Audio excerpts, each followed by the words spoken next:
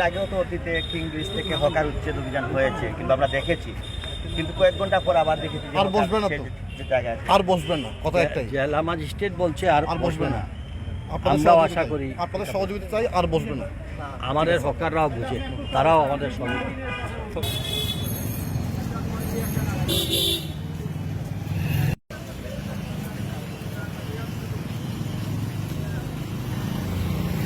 সবটাই আমরা ধারাবাহিকভাবে ইনশাআল্লাহ, আমার মনে হয় জনগণ স্বতঃস্ফূর্তভাবে, এইটা শহর আমাদের, আমরা সবাই মিলে এটাকে সুন্দর রাখতে চাই। অতএব আমার মনে হয় আমরা একটা এক্সাম্পল সৃষ্টি করতে পারবো যে আমাদের সদিচ্ছা থাকলেই আর আমাদের প্রশাসনিক সহযোগিতা অব্যাহত থাকলে ইনশাআল্লাহ শহর খুব তাড়াতাড়ি পরিষ্কার হয়ে যাবে ইনশাআল্লাহ।